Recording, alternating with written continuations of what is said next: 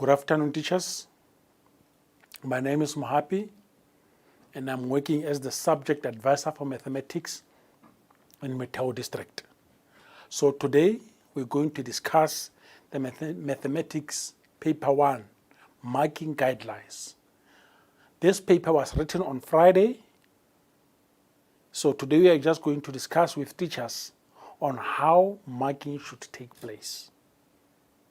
We need to clarify the issue of marking because the main objective is to ensure that all over Free State, these learners must be marked uniformly and consistently. This paper, we hope it will give an indication of learner performance. Through item and error analysis, teachers, we believe this paper will assist in ensuring that we identify our learners' weaknesses. Then we act on them so that by the time they sit for the end of the year examination paper, at least their performance should improve. Without any waste of time, let me dwell into the question paper. Remember, this was the first question, basically question 1, where learners were expected to solve for x. For subsections 1.1.1, you've got x squared minus 4x minus 21 is equals to 0. X into 5 minus x is equals to 3. 2x squared minus 9x plus 4 equals to 0. And 3 exponent x plus 1 minus 3 exponent x minus 1 minus 24 equals to 0. Let's check the marking guideline. This is the marking guideline 2021 for September.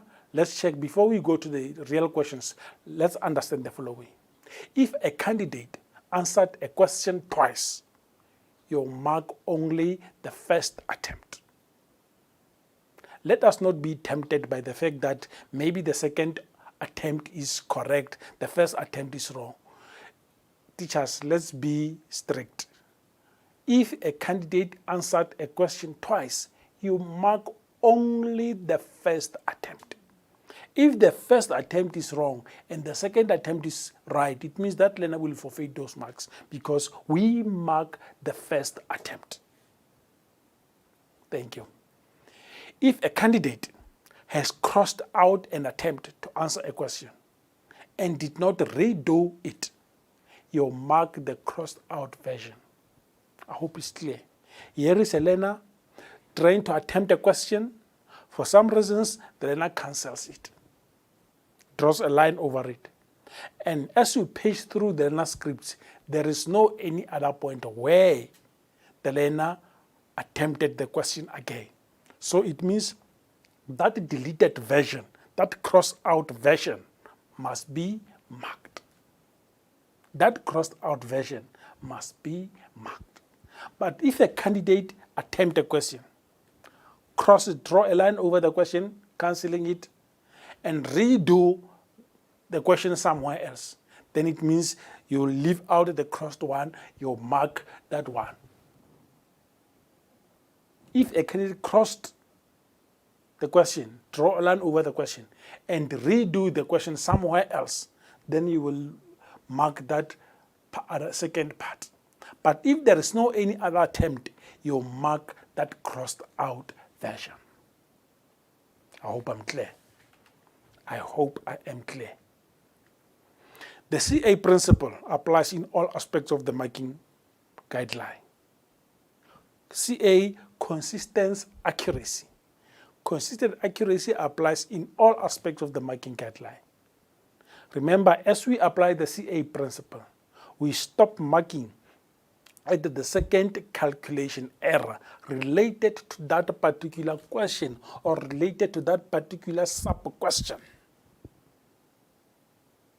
We stop marking at the second calculation error related in that particular sub-question. Assuming values or answers in order to solve a problem is totally unacceptable. Assuming answers, values in order to solve problem is not acceptable. Thank you. Let's go to the questions there. The focus will be mainly on the distribution of marks because the equation was given already in the standard form.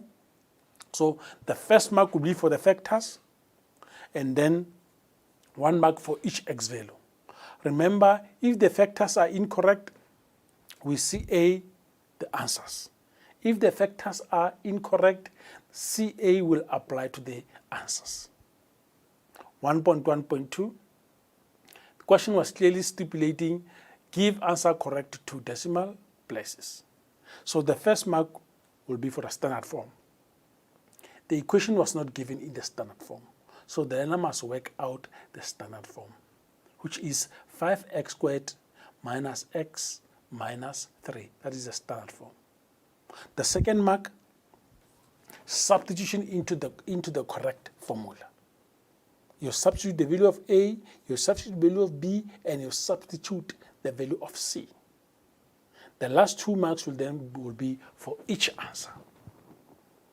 I need to emphasize, this is the section where rounding off will be penalized. In the whole paper, this is 1.1.2 is the question, the only question where incorrect rounding off will be penalized.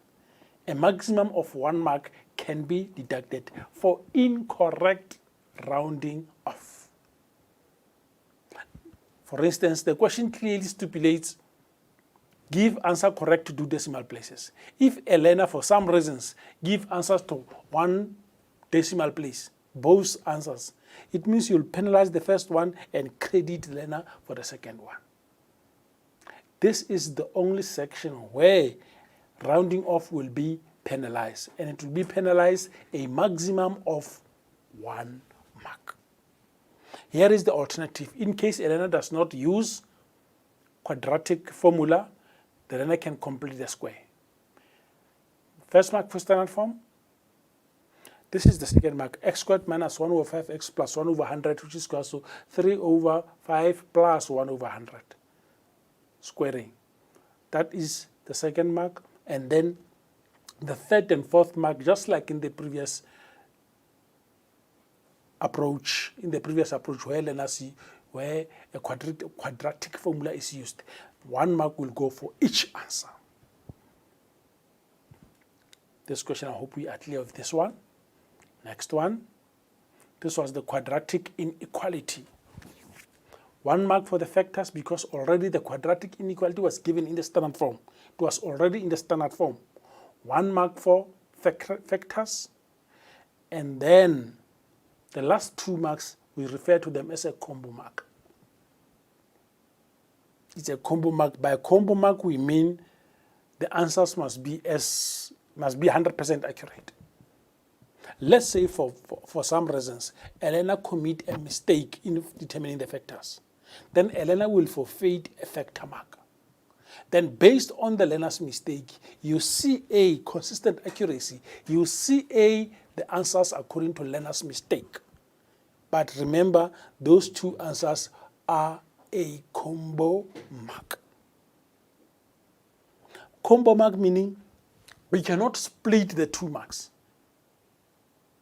You cannot say a learner cannot obtain 2 out of 3. No.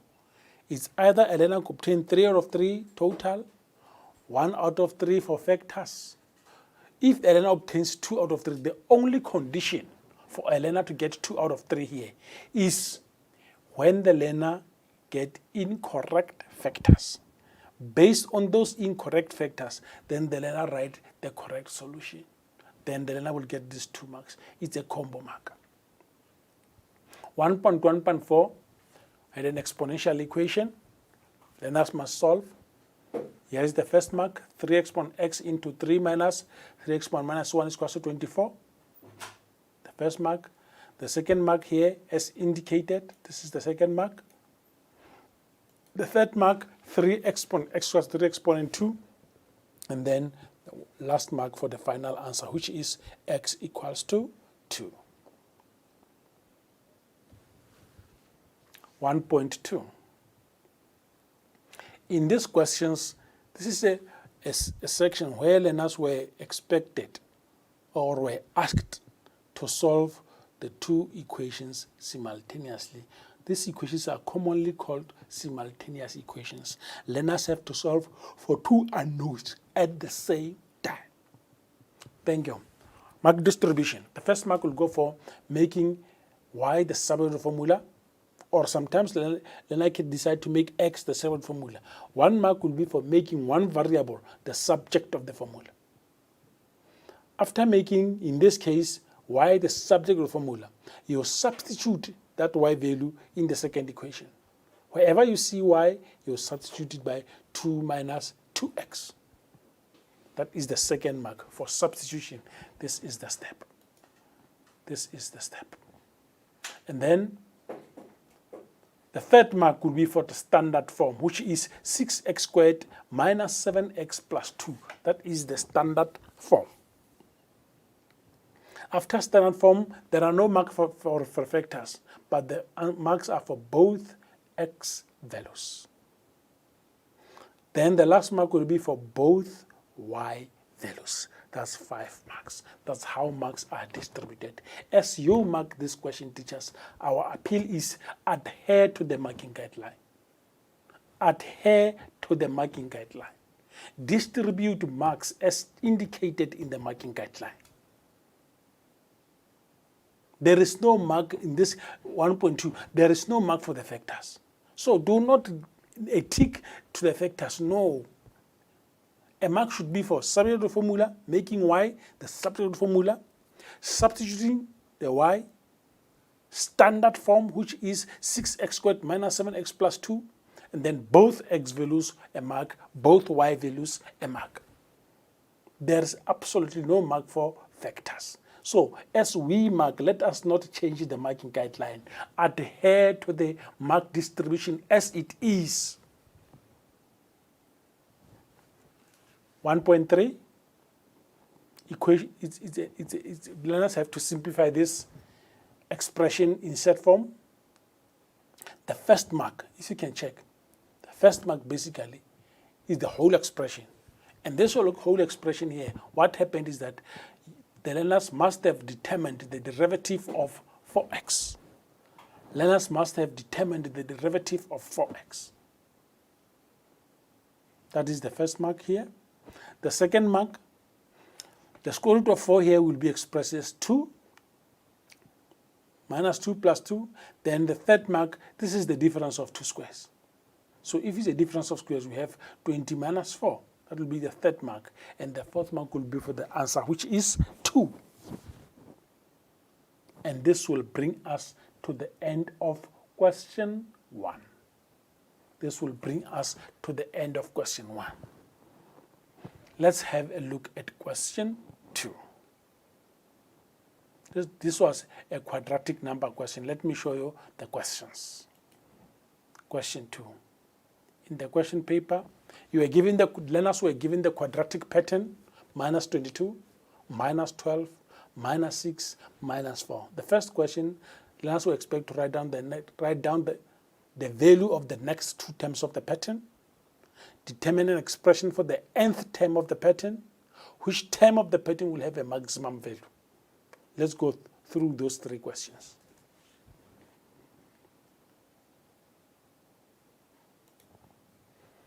The first mark here will be for the second difference, which is negative 4. Second difference, let's rectify. Get me well. The first question was to write down the next 2 terms. So the next 2 terms will be negative 6 and the negative 10. Negative 6 and negative 10. Please, let's rectify that. Maybe there is a mistake. Check the question, the next 2 terms. The next 2 terms will then be, let's check, minus 32 plus 10 will give you negative 12. Negative 12 plus 6 will give you negative 6. Negative 6 plus 2 will give you negative 4. Negative 4 minus 2 will give you negative 6. Then it will be negative 6, it will be negative 10. Negative 6 minus 6, negative 12. So the next term will be negative 12 here. We need to rectify. Negative 12. This one must be corrected. I'm sorry for that. But nonetheless, colleagues, this is the answer for this one should be negative 12.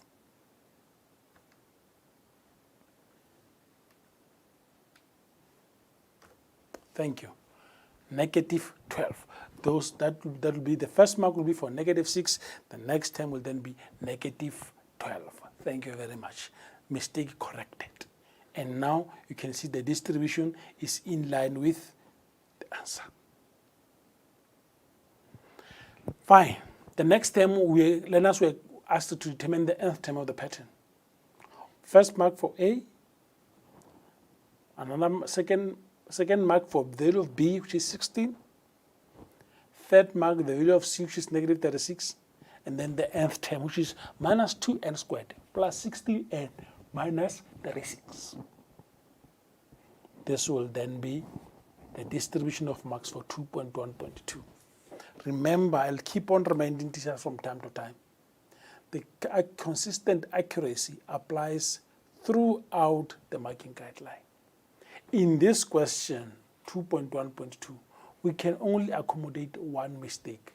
If a learner commits a second error, calculation error, in this 2.1.2, we stop marking that sub-question. 2.1.3. Check the note, answer only, full marks. If the learner writes answer only, you give that learner full marks.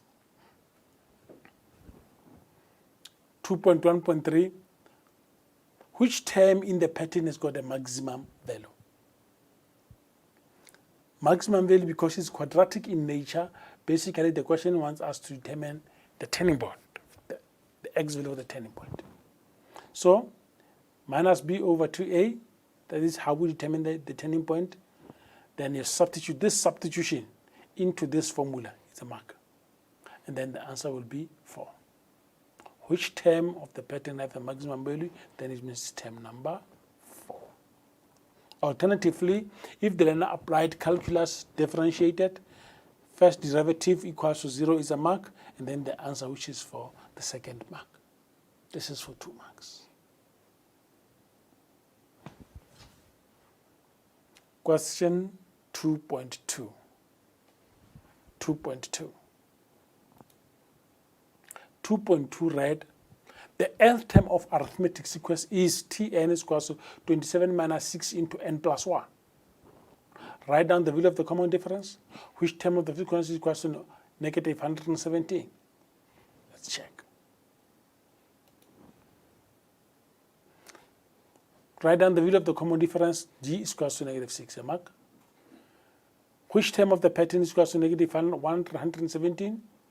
The substitution of -117 for Tn is a mark, and then n is equal to 23, a second mark. N is equal to 23, a second mark. Thank you. 2.3. Let's look at the questions under 2.3 so that we can then have a proper understanding of the marking guideline. The series 5 plus 9 plus 13 plus consists of n terms. The sum of the last 6 terms of the series is 906. Determine in terms of n the sum to n terms of the series. If the last 6 terms of the series are excluded, determine in terms of n the sum of the remaining terms. Hence, determine the value of n. Let's go. Let's check the marking guideline. Substitution into the summing arithmetic series formula. A mark? The answer in this case is Sn is equal to 2n squared plus 3n. That's how the 2 marks are distributed in 2.3.1. Let's check 2.3.2. Remember, determine the sum if the last 6 terms are excluded. So it's going to be s into n minus 6. You substitute n by n minus 6. That substitution is a mark. Multiplying, you've got 2n squared minus 24n plus 72 plus 3n minus 18. And then 2n squared minus 21n plus 54 will then be the sum of that series in terms of n. The sum to n terms of that series. There is another alternative given for 2 marks that is still acceptable because Sn was given as 2n squared plus 3n. So the moment you subtract 906, it will be 2n squared plus 3n minus 906. Any of the two is acceptable. Any of the two alternatives, any of those is fine. 2.3.3. Now we have to determine the value of n. Then we say 906 is equal to Sn minus Sn minus 6. So setting up that formula, setting up that equation, it's a mark.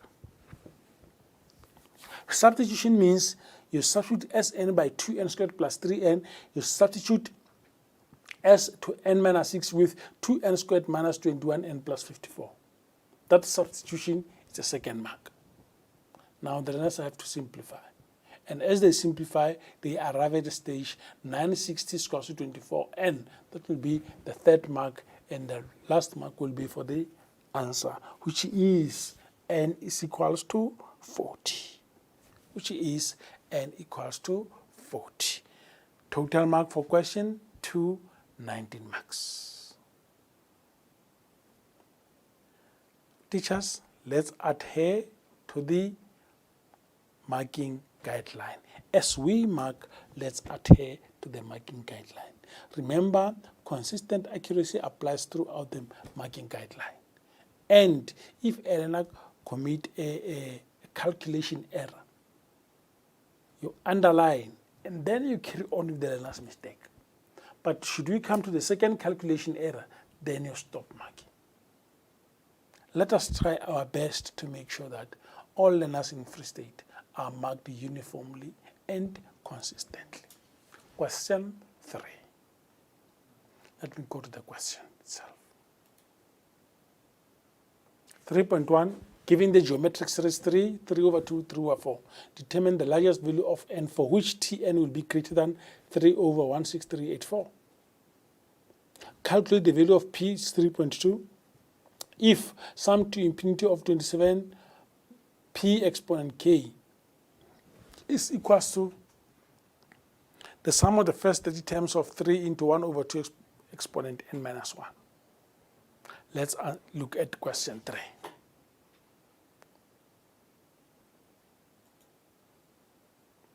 (3.1) Substitution into the correct formula.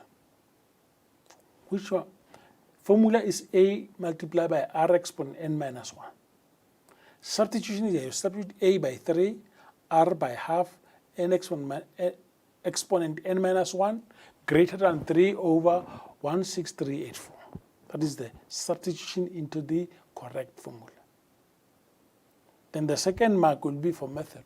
By method, we are referring where learners must write the equation with the same base. Same base. This is the step. Same base. Where learner write the equations same base, the inequality with the same base. Calculating n. Calculating n means n is less than 15. Then based on n less than 15, if n is less than 15, therefore it means n will be equals to 14. This is how we distribute the 4 marks. We also have an alternative where learners only work with the denominators. So if a learner works with the denominators, the first mark will still go for substitution into the correct formula, which is 1 multiplied by 2 exponent n minus 1 less than 16384. Writing the expressions in exponential form, 2 exponent n minus 1 is equal to 2 exponent 14. Then that will be the second mark. That one of 2 exponent n minus 1 less than 2 exponent 14 will be the method mark, second mark. Then n will be less than 15. The third mark, fourth mark means n is equal to 14. That interpretation, the last mark. 3.2. Remember, you're given 2 expressions in sigma form. So you expand both. 3 exponent, half exponent, n minus 1, you expand. And you also expand the second one of the infinity. Both expansions, 1 mark. Both expansions, 1 mark. Then you substitute into sum to infinity formula, which is 27p over 1 minus p. 27p over 1 minus p is a mark. Substitution into the Sn formula, which is 3 into 1 minus half exponent 30, all over 1 minus a half. Let me explain it again. 3.2. The first mark will be for expansion of both expressions. Both sigmas must be expanded. Then substitution into the sum to infinity formula, a mark. Substitution into the Sn formula, the third mark. Simplification will be the fourth mark. And the simplification we are referring to 27p over 1 minus p squared, so 6. And then the last mark will be for the answer, which is p squared, so 2 over 11. 2 over 11. And this will bring us to the end of question 3. Let's have a look at question 4.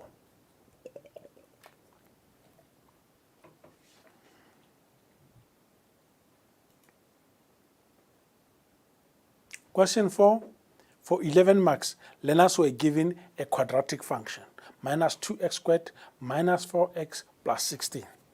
The first question will then read, write down the y-intercept of f for 1 mark, calculate the x-intercept of f for 2 marks, determine the coordinates of the turning point of f 3 marks, sketch the graph of f indicating all intercepts with the x's and the turning point 3 marks, and the last mark 4.5, write down the range of f, which is for 2 marks.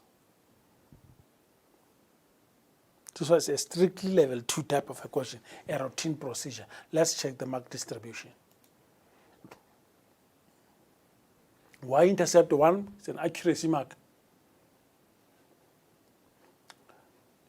4.2 for 2 marks, equating y to 0 is a mark, and both x values a mark. Both x values a mark. Check 4.3, learners were expected to calculate the turning point for 3 marks. Method meaning minus b over 2a, therefore x is equal to negative 1 is a mark. To calculate the x value for the turning point, 2 marks. To calculate the corresponding y value, 1 mark. Total 3 marks, 4.3. 2 marks for calculating the x values for the turning point. 1 mark for calculating the corresponding y value. We've got 2 alternatives indicated. Minus b over 2a. The second alternative is using the derivative. Method means you equate the derivative to 0. 0 is equal to 2x plus 2 a mark. Therefore, x should be equal to negative 1. Then you calculate the corresponding y value, which is 18. That will be the third mark. Now that we've got the y-intercept, the x-intercept, and the turning point, now we need to look at the sketch, draw the diagram. Look at the shape. A shape means it must be a graph facing downwards, concave down. The graph must be facing down. A quadratic function, parabola facing downwards. That is the shape. 1 mark for both intercept with the x's, both x and y intercept, and 1 mark for the turning point, which is negative 1 and 18.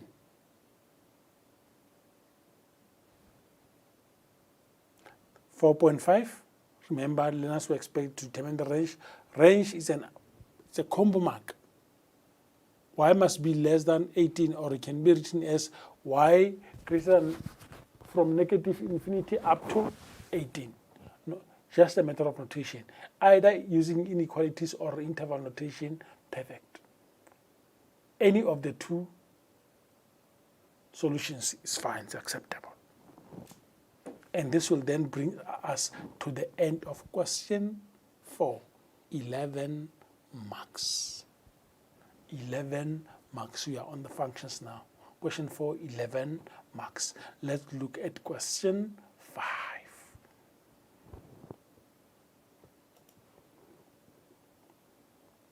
A quadratic function? No. The sketch below are graphs of f over x equals to half exponent x is an exponential graph, and g at x equals to a over x plus b plus q, which is the hyperbolic function. B, here is B, is the point of intersection of the asymptotes of G. A is the y-intercept of F. The graph of G passes through the origin. AB is parallel to the x-axis. AB is parallel to the x-axis. Now let's look at the questions. First one, write down the equation of the inverse. Write down the equation of the inverse of F in the form y is equals to. Write down the domain, 5.2. Sketch the graph of the inverse.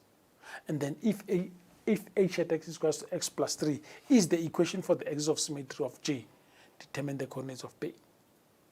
Fantastic. Hence, determine the equation of G in this form. Write down the equation of K if K at x equals to x plus 3 minus 1. It's all about transformation. You have to write the equation in this form. The interpretation type of questions, determine for which values of x is f at x multiplied by g at x less or equals to 0. 5.7.2, g at x, g prime at x greater or equals to 0. For 17 marks, let's check the distribution in the marking guideline. Let's check the distribution in the marking guideline. Swap x and y. X is equals to half x. You swap x and y, the mark. The answer, which is y is equals to the log of x base half. Third mark, x must be greater than 0. X greater than 0. That was the domain. 5.3, where we sketch the inverse. For 2 marks, shape and asymptotes. Remember, the asymptote is the y-axis. Y-axis is basically x is equals to 0. So shape and asymptote is the 1 mark. X-intercept, which is 1 and 0, second mark. That's the distribution of marks in 5.3. Check 5.4. Sub 1 is equals to x plus 3. That's substitution. You substitute in the graph of, in the line equation, h at x equals to x plus 3. You substitute h at x by 1. That is the first mark. And then the second mark will be for the answer, which is minus 2 and a 1. The x value is minus 2, y is 1. Those are the coordinates of B. 5.5. For 4 marks, you determine the equation of G. Substituting P and Q. P is x plus 2, Q plus 1. It's a mark. Then you the graph of G passes through the origin. Because it passes through the origin, you substitute x by 0 and y by 0. That's substitution. It's a mark. Therefore, the third mark will then be for a is equals to negative 2. That will be the third mark. Now that we've got a as negative 2, we write down the equation. Because the question wanted us to determine the equation of G. The equation is minus 2 over x plus 2 plus 1. That will be the fourth mark under 5.5.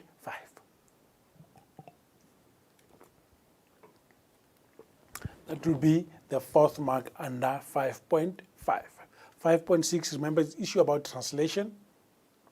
Translation, 1 mark for plus 2, 1 mark for minus 1.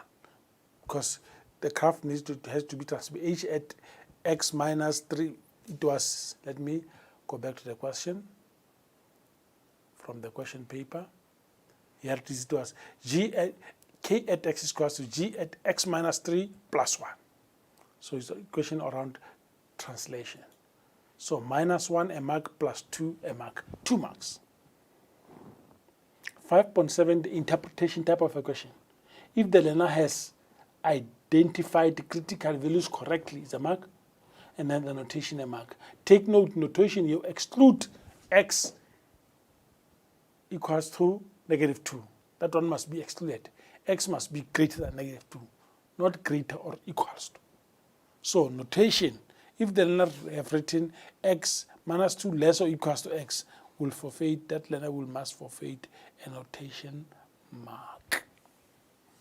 That learner must forfeit a notation mark. 5.8. 7.2. It's an accuracy mark.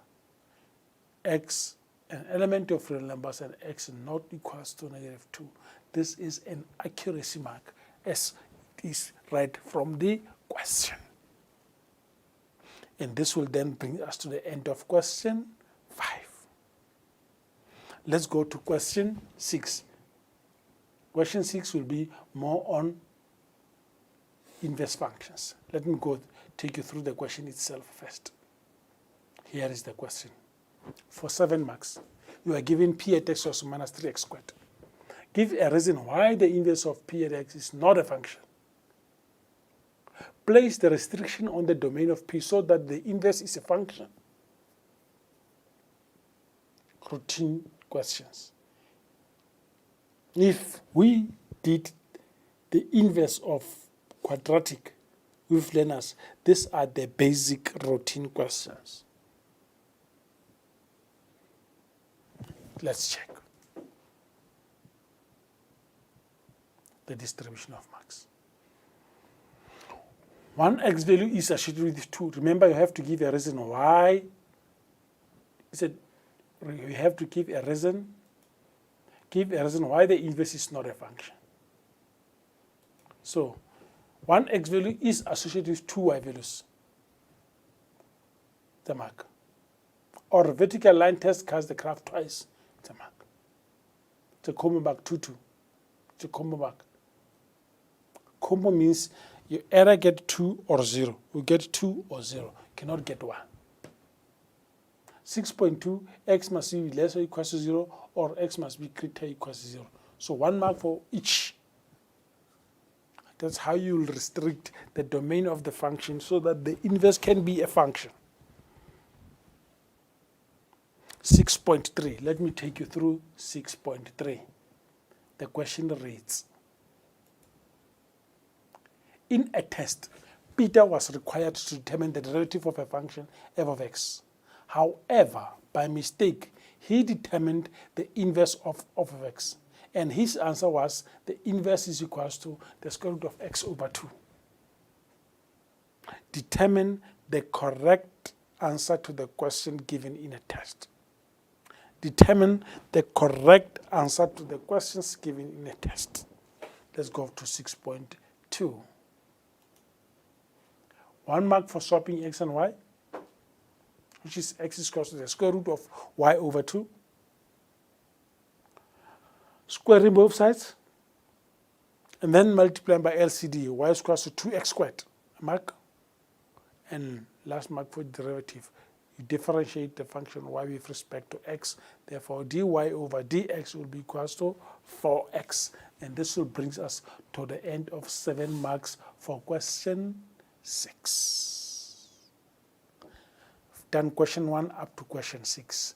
For now, I'm going to ask us that let's have a very 5 minutes break so that we can resume with the session at 2. But as we start, we'll start with question 7. That will be a financial mathematics questions. For now, let's have a 5 minutes break. After this 5 minutes, 2 o'clock sharp, we will resume with the presentation.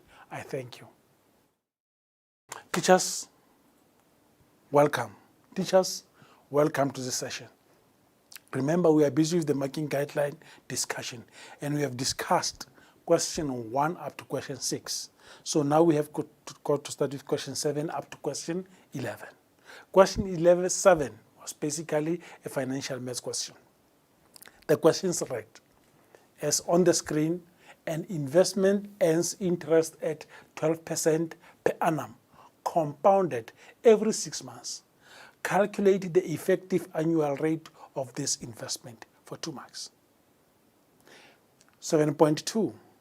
A company bought equipment that depreciates at 7% on the reducing balance method. How many years will it take for the equipment to be worth half the original purchase price? 3 marks. Let's carry on with those 2. Let's discuss 7.1, 7.2. Let's check the distribution of marks. 2 marks, substituting into the correct formula is a mark, and 1 mark for the final answer. Substituting into the correct formula a mark, 1 mark for the final answer. It's 2 marks. 7.2, substitution into the correct formula is a mark, because it must be a depreciation formula, Substitution into the correct formula is a mark, and then writing the equation in log form, correct use of logs, a mark, and the last mark will go for 9.55, which is the answer. That's how the 3 marks are distributed in 7.2. 7.3. We need to go through 7.3 so that we can then understand the question and have a better understanding of the distribution of marks. Question 7.3. Kenneth invested 250,000 in an account that pays interest at 9.5% per annum, compounded quarterly. 12 years after making the initial investment, Kenneth bought a house that cost 2.920 million. He used all the money that he had accumulated in his investment as a deposit, and the bank granted him a loan for the balance. The bank charged interest on the loan at 10.3% per annum, compounded monthly. The loan was for a 20-year period, and the first monthly installment was made 1 month after the loan was granted. 4 sub-questions. Calculate the value of Kenneth's investment after 12 years, 3 marks. Determine the value of the loan that Kenneth obtained, 2nd mark, 1 mark for 7.3.2. 7.3.3, calculate the monthly repayment on the loan, 7.3.4, Kenneth paid off the loan at the end of 20 years. How much interest did he pay on the loan? Let's check the distribution. 7.3.1 for 3 marks. Value of I and the value of N a mark. The way it is, we need to clarify. It means even if the formula is incorrect, as long as the I and the N are correct, the learner must get that 1 mark. Maybe I need to emphasize it. Both I and N, 1 mark. If I is correct, N is incorrect, then the learner will forfeit a mark, that mark. For a learner to get the first mark, both I and N must be correct. So I and N are independent of the formula. The first mark is independent of the formula, meaning irrespective of the formula used, the learner must get the mark for I and for N. Substitution into the correct formula, the 2nd mark, and the last mark for the final answer, 3 marks. 7.3.2, just an accuracy mark question, 2,148,656.33 cents. It's an accuracy mark, just 1 mark, and that is the answer. 7.3.3 again. In 7.3.3, I and N are independent of the formula. I and N are independent of the formula. What does that statement mean?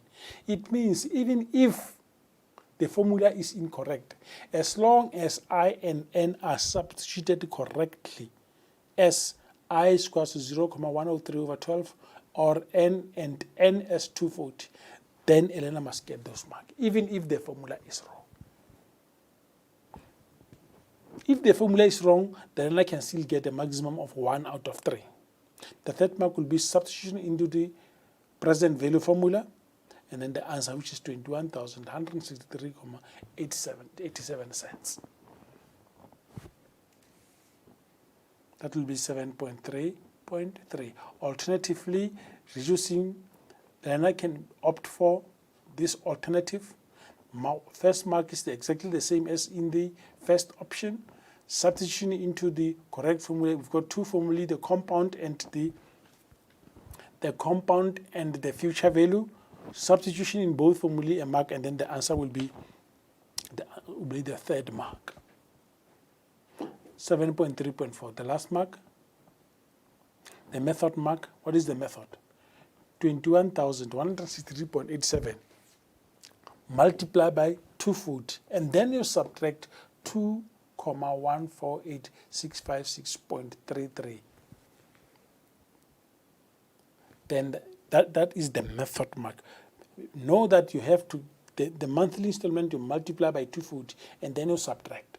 That thinking, that methodology used is a mark. The final mark will be for the answer. Thank you. Let's look at question 8. Question 8. Calculus. 8.1. Determine f prime at x from first principles if it is given that f of x is equal to minus 3 over x. 4 marks for the first principle. Determine dx into 3x exponent 3 minus 2 all squared. 3 marks. And then you determine dy over dx if y is equal to 2x cubed minus 4 over x plus 4, the cube root of x. 4 marks. 8.3. Determine the coordinates of the point on the curve of y is equal to 2 into 1 minus x all squared, where the tangent to this point is perpendicular to y is equal to minus 2x plus 4 over 3. Let's check the 15 mark distribution in question 8. 15 mark distribution in question 8. First principle, substitution in the formula, a mark, and exactly it is clearly indicated. You substitute both f at x plus h and f at x. Let me repeat. That substitution refers to substitution of f at x plus h and f at x. If any of the two is incorrectly substituted, the learner will forfeit the first mark. The first mark is for correct substitution for both f at x plus h and f at x. It's a fraction, so you multiply expression with that LCD. That is the limit as h approaches 0, minus 3x plus 3 into x plus h all over x into x plus h divided by h. What makes it easy to mark this question is that it's clearly, the guideline clearly indicates which concept should be credited a mark. It is clearly indicated where a tick should be made. Do not make a tick anywhere as your mark. A tick must be made at the appropriate step. A tick must be made at an appropriate step. You do not just put a tick, no. And the steps are clearly outlined on the explanatory column, the last column of the marking guideline. Simplification, which is the limit as h approaches 0 of 3h over x squared plus xh multiplied by 1 over h. And then the answer, which is 3 over x squared. 4 marks. 4 marks. First principle. For 3 marks, determine the derivative. 3x exponent 3 minus 2 all squared, that expansion, which will then give you 9x exponent 6 minus 12x cubed plus 4. That expansion is a mark. And then 1 mark for each derivative. 5x exponent 5, a mark, minus 36x exponent squared, a mark. That derivative of 4, which is 0, must be included for a learner to get full marks. But if for some reason a learner still write for the final answer, the learner will get 2 out of 3.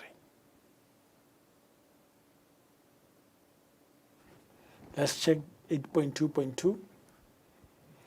The first mark will go for, you see, for the cube root of x, it's written in set form. It's writing that term in exponential form, which is 4x exponent 1 over 3 is a mark. Now we differentiate. 1 mark for the derivative, which is 6x squared. 1 mark for 4x exponent negative 2, a mark. 4 over 3x exponent negative 2 over 3, a mark. 1 mark for the derivative of each term.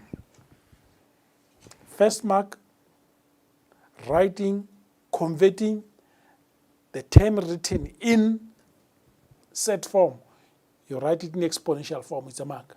And then the 3 mark will be for derivative of each term. Take note, teachers. How do you see A? In case when a learner tries to write the the expression given in set form, the learner wants to write it in exponential form, incorrectly, you underline. But for you to see A, the exponent must be 1 over 3. For you to see A, the exponent must be 1 over 3, meaning the level of difficulty of a question must not be compromised. The level of difficulty of a question must always stay the same. If the learner simplifies the question, then the exponent is no longer a fraction. You then say the question has been simplified, the learner will forfeit the mark. You only see A if the level of difficulty is not compromised. 4 marks, 8.2.2. 8.3. Remember, you have that line, you've got to determine the equation of a line perpendicular to that one. So the gradient of that tangent, gradient of f prime is equals to half. Is a mark. Multiply throughout and then determine the derivative, equate it to half. It's a mark. Then you've got the x value as 1 over 32, a mark. Last mark will be both coordinates, 9 over 8, y is 1 over 32. That constitute 15 marks for question 8. Let's look at question 9. Let's look at question 9. The graph of a cubic function f at x equals to ax cubed plus bx squared plus cx plus d is sketched below. P, 0 and 6, Q, 1 and 0, R and S, 3 and 0, are points on the graph. Q and R are the turning points or the stationary points of F. The graph there is nicely drawn. Show that A is equals to minus 2, B is equals to 10, C is equals to negative 14, and D is equals to 6. 5 marks. 9.2. Determine the x-1 is the point of inflection. 3 marks. Let me take you through the first two.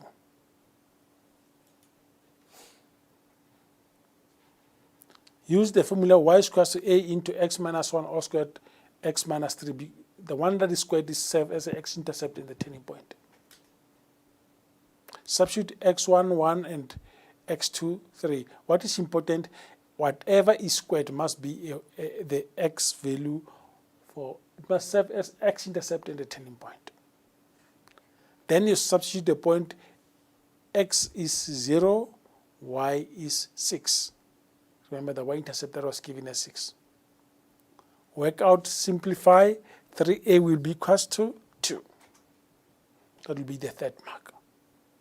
Now that we've got 3a is equals to 2, a will obviously be negative 2. Then you substitute into that formula. Y is equals to minus 2 into x minus 1 all squared x minus 3. Then the fourth mark will then be expansion. You multiply x minus 1 all squared by x minus 3, which is x cubed minus 5x squared plus 7x minus 3. That will be the fifth mark. It's a short type of a question. Teachers, this is a short type of a question. So obviously, the question read, show that a is minus 2, b is 10, c is negative 10, and d is 6. Learners, they will have to end up with the answer like that. So the common mistake that some of the teachers do, or some of the teachers commit, is, or the moment they see a is negative 2, b is 10, even if it's given in the paper, they credit learners. Please, let's make sure that we are relaxed as we mark, especially this question. Any question where the learners have to prove, where the learners have to show, it means the answer is in the question paper. So the learners will write it as it is. Check the mark distribution. Check how marks are distributed in the marking guideline, the last column. Make sure that as you mark, you adhere to the distribution. Thank you very much. 9.2. Point of inflection. Determining the first derivative, minus 6x squared plus 20x minus 14 is a mark. Second derivative equals to 0, it's a mark. Then the answer, which is 5 over 3 or 20 over 12, a mark. 9.3.1. For which values of x will that graph be concave up? It means you must determine the x values for the turning points. Equate the derivative to 0, a mark. Factors, a mark. Both x values, a mark. Then the 2 marks will be for the interval, x greater than 1 and x less than 7/3. Take note, it's clearly indicated, accept this one. Accept less or equals to as well. If the learner have written less or equals to, accept that and award full marks. Accept that and award full marks. Thank you. Question 9.3.2. 1 mark for the turning point. Let's make corrections here, colleagues. This must be not C, it's R. It's not C there, it should be R. This is R. That the first mark is for R, which is 7/3 and 64/27. I repeat, turning point, it's R, 7/3, 64/27, a mark. Then the combo mark for the interval, k greater than 0 and k less than 64/27. Thank you very much. This will then bring us to the end of question 9. Let's look at question 10, which is mainly the application of calculus. And the question reads, a farmer makes a rectangular enclosure for his sheep using 100 meters of fencing. Total quantity of fencing is 100 meters. He puts a double layer of fencing along one side to stop the sheep breaking through to his crops in the next field. A plan of his fence is shown below. There's that double layer of fencing. And it's clearly the space in between is negligible. Let's go. Show that the area of the land can be the area of the land which can be enclosed in this way is given by that formula. It's a short type of question again. So obviously the answer will be area is equal to 50x minus 3/2x squared. Determine the length of AB if the enclosed area is to be maximum.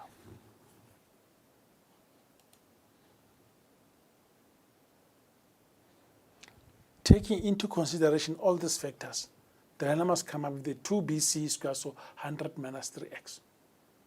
Any of the parallel lines, either the line that is below BC or the line on top. The line on top can either be, let me check the line on top, AD. Talk of BC or AD, it's fine.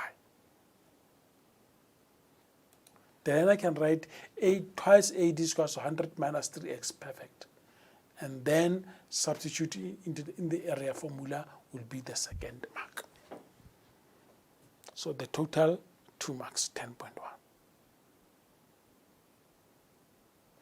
10.2, determining the derivative of the area A prime to 50 minus 3x, it's a mark.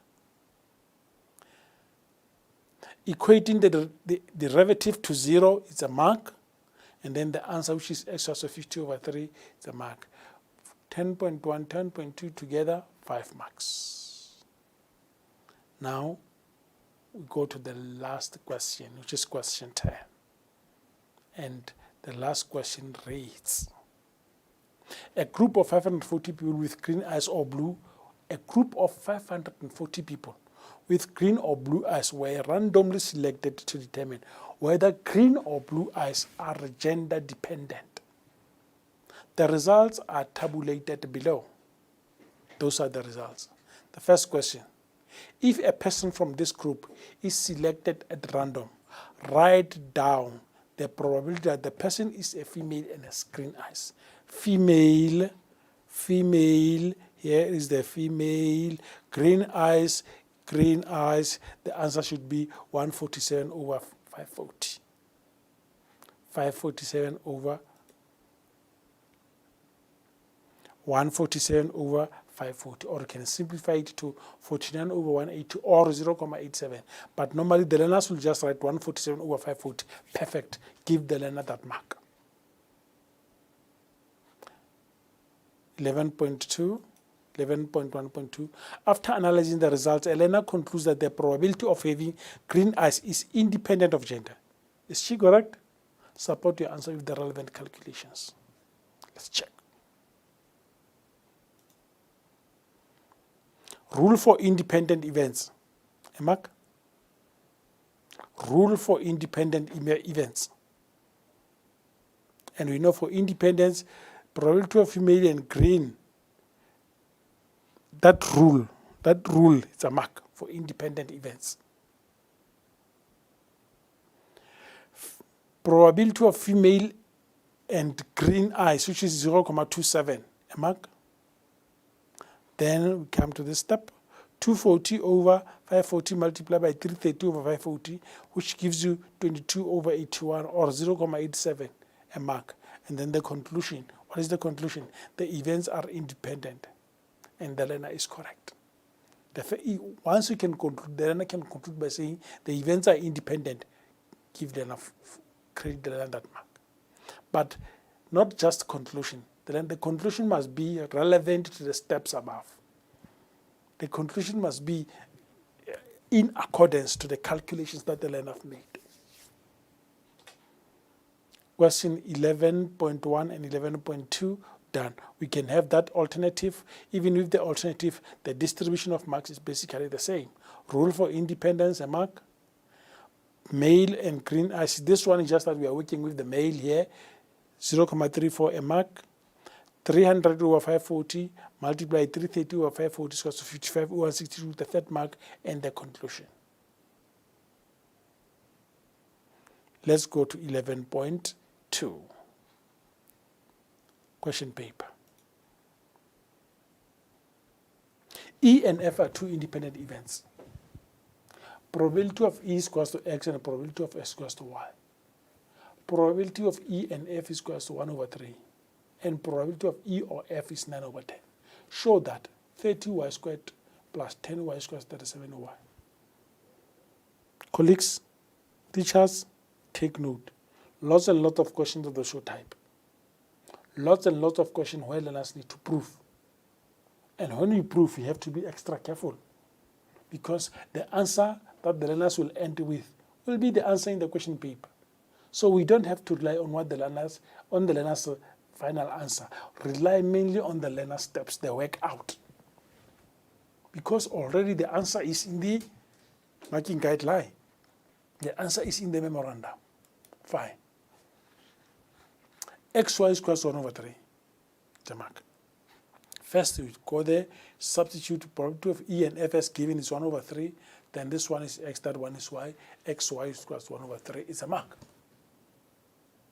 The third mark, remember the probability of E or F is equals to probability of E plus the probability of F minus the end, the intersection. So substitution, a mark. 9 over 10 is equals to X plus Y minus 1 over 3. Simplify that. By simplifying, I mean, remember from this one, XY is equals to 1 over 3. Therefore, it means X is equals to 1 over 3Y. So you substitute X by 1 over 3Y. It's a mark. That will be the third mark. That will be the third mark. Because if you multiply throughout by LCD, you'll get the answer in the question paper. Thank you very much. 11.3. Let's look at 11.3.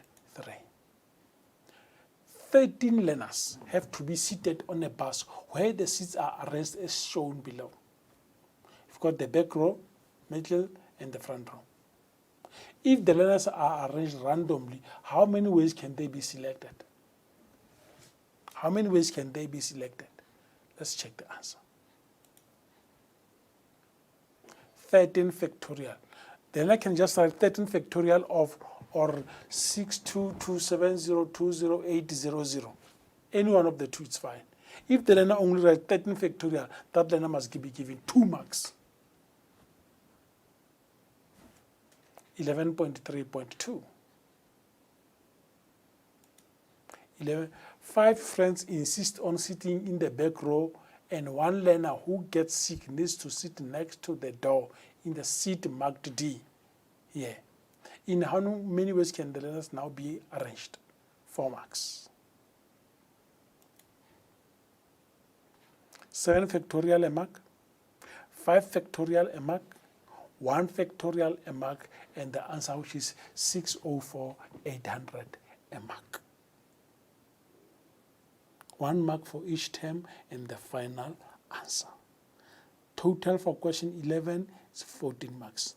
The whole questions, the whole paper, 150 marks. Thank you very much. Teachers, we have come to the end of the marking guideline discussion for paper 1.